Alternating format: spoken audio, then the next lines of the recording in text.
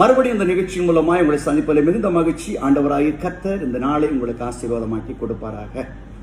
அருமையானவர்களே, மீகா தீர்க்கதரிசியின் புத்தகம் 2ஆம் அதிகாரம் 13ஆம் வசனத்தில் ஒரு அற்புதமான ஒரு வார்த்தை உண்டு. தடைகளை நீக்கி போட உனக்கு முன்பதாக கடந்து போகிறார். நமக்கு ஒரு அற்புதமான ஒரு தேவன் உண்டு. அவர் தடைகளை நீக்கி போடுகிறவர். அப்போஸ்தலர் நடபடிகள் நாம் வாசிக்கும் பொழுது கடைசி அதிகாரம் கடைசி வசனம் சொல்கிறது, அவன் தடை இல்லாமல் அவன் சுவிசேஷத்தை அறிவித்து வந்தான் என்று. என் அன்புக்குரியவளை, எத்தனை அற்புதமான காரியம்! தேவன் நம்முடைய தடைகள் எல்லாம் அகற்றப் போகிறார். தடைகள் எல்லாம் மாறப்போகிறது. இதை தேவன் நமக்காக செய்வேன் என்று சொல்லி வாக்கு கொடுக்கிறார்.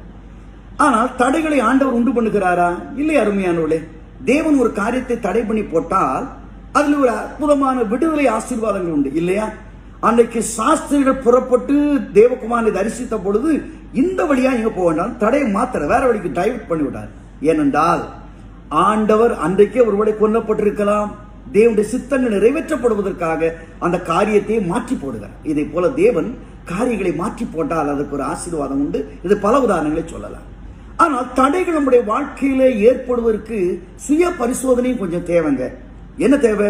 மீகா 2ஆம் அதிகாரத்துல 7ஆம் வசனத்தை வாசம் அதே அதிகாரத்தான் சொல்றேன். மீகா 2:7 செம்மையாய் நடப்பவனுக்கு என் வார்த்தை நன்மை செய்யாதோ. செம்மையாய் நடப்பவனுக்கு என் வார்த்தை நன்மை. அதுல இருந்து என்ன தெரியுது? நம்ம செம்மையா நடந்தோம்னா கர்த்தர் நன்மை செய்வாரு. நம்ம செம்மையா செய்யலன்னா கர்த்தர் நன்மை செய்ய முடியாது, தடைகள் வரும் சொல்லி சொல்லுது. ஆனா அப்படி நான் செம்மையான காரியங்கள் எதை சார்ந்திருக்கிறது? இதே மீகா 2ஆம் அதிகாரத்தில் நீங்கள் வாசிப்பீர்கள் என்று சொன்னால் 1ஆம் வசனத்தில் உள்ள ஒரு வசனத்தை மட்டும் நான் சொல்ல விரும்புகிறேன். 3 காரியங்களை பார்க்கலாம். பொல்லாதவர்கள் ஆலோசித்து யோசனை பண்ணி 1. நம்பர் 2, தங்கள் பலன் தங்கள் கைகளிலே இருக்கிறபடினாலே, பலன் misusing the power, misusing the strength, நம்முடைய பலனை தவறாக உபயோகப்படுத்துவது. 3ஆவதாக நம்முடைய செயல் திட்டங்கள், அவர் ஒர்க், அவர் ஆட்டிடியூட், நம்முடைய பழக்கங்கள், நம்முடைய செயல்முறைகள் தேவனுக்கு விரோதமாக இருக்கு. அதான் 3 காரியம். முதலாவது ஆலோசனைகள். நம்முடைய வாழ்க்கையிலே சாத்தான் தடைகளை மனுஷ குலத்துக்கு வர வேண்டிய ஆசீர்வாதங்களை தடை பண்ண யோசித்தான்.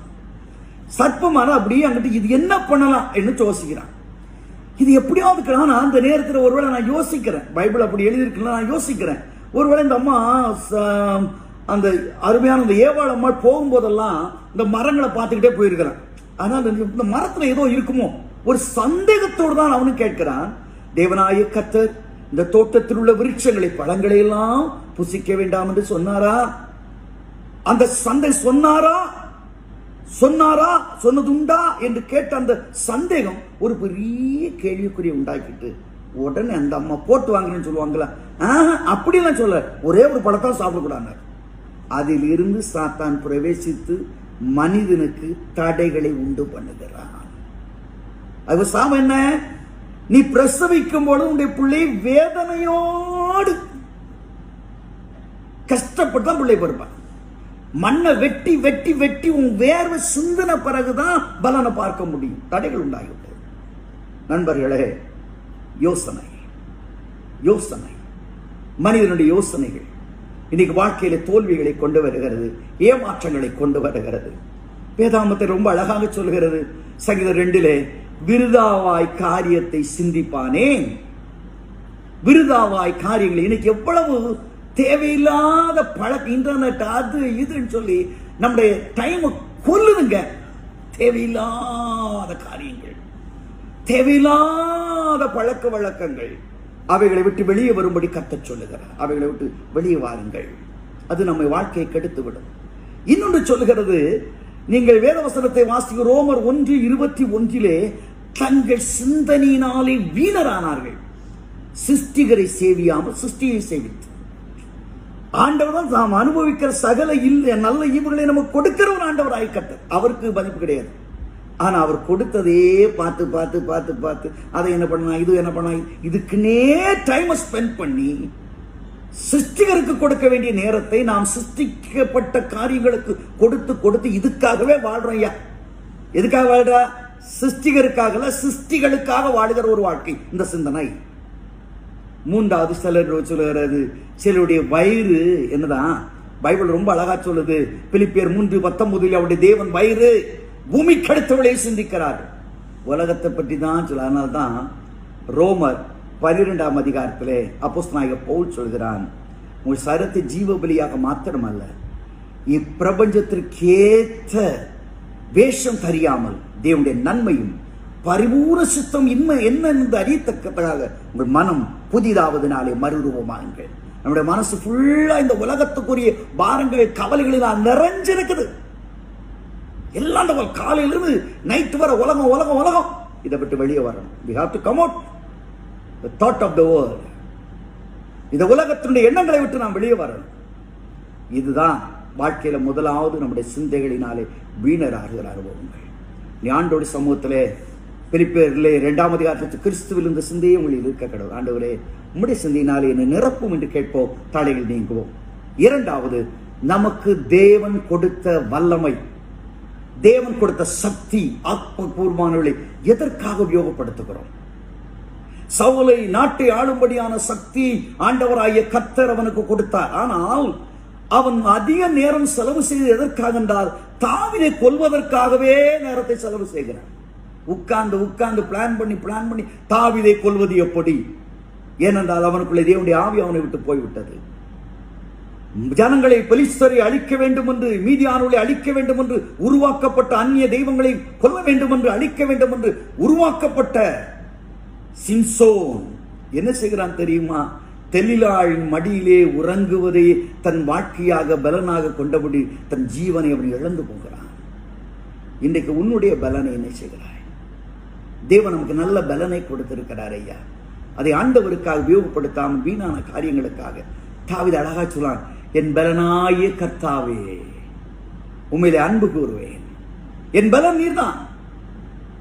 27:1 சொல்கிறான், சங்கீதம் 27:1, கர்த்தரின் ஜீவனின் பலனானவர் யாருக்கு அஞ்சுவேன்? அப்போஸ்தலனாகிய பவுல் பிலிப்பியர் 4:13 சொல்கிறான், என்னை பலப்படுத்துகிற கிறிஸ்துவினாலே எல்லாவற்றையும் செய்ய எனக்கு பலன் உண்டு. I can do all. இன்னைக்கு பலவீனமான மனிதனாக எனக்கு காணப்படுவது காரணம், உன் பலத்தை எங்கேயோ கொடுத்துட்ட, எங்கேயோ பலத்தை விட்டதுனால இன்னைக்கு தடுமாறிட்டு இருக்கிற. கம் அவுட், வெளியே வா சகோதரா. கர்த்தரை பலப்படுத்த விரும்புகிறார், உன் தடைகளை மாற்ற விரும்புகிறார். இறுதியாக நம்முடைய செயல், ஆண்டவர் நமக்கு கொடுத்திருக்க ஆப்பர்ச்சுனிட்டி, நம்ம கொடுத்திருக்கிற தருணங்களையும் வேலைகளை வாய்ப்புகளை எதற்காக உபயோகப்படுத்துகிறோம்? யோசித்து பாருங்க. நம்முடைய செயல் திட்டங்கள் எல்லாம் எதை சுற்றி இருக்கிறது ஐயா? இன்னைக்கு அவைகளை விட்டு நாம் வெளியே வருவோம். நமக்கு நன்மை செய்ய திராணி இருக்கும் பொழுது, செய்ய தகுந்தவர்களுக்கு அது செய்யாவிட்டால் அது பாவம். அது பாவம், அது பாவம்.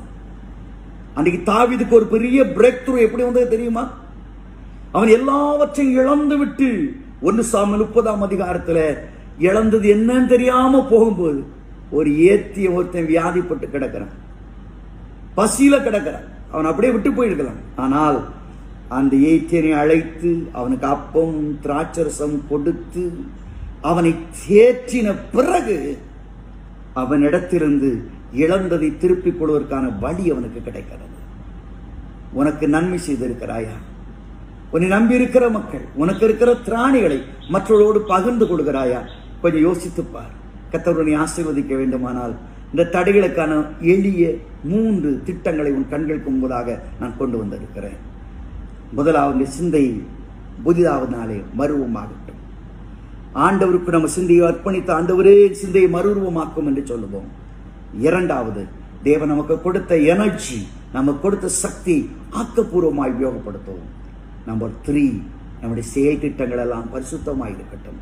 நான் பரிசுத்தராகியா நீங்களும் பரிசுத்தமாயிருங்கள் என்று சொன்னாரே. அப்படி இருக்கும் பொழுது இந்த நாளிலே உன் தடைகள் நீங்கும், உன் குழப்பம் மாறும், உன் வேதனை மாறும். தடைகளை நீக்கி போடுகிறவர் உனக்கு முன்பதாய் போய் உன் வாழ்க்கையில் இருக்க தடைகள் எல்லாம் நொறுக்கி ஒரு புதிய வாழ்வையும் ஆசீர்வாதத்தையும் தருவார். கர்த்தர் அப்படியே நிச்சயமாய் செய்வார். அதற்காக நான் ஜெபிக்கிறேன். நிச்சயமாய் நீங்கள் பலன் அடைவீர்கள். இயேசுவின் நாமத்தினாலே ஆமென்.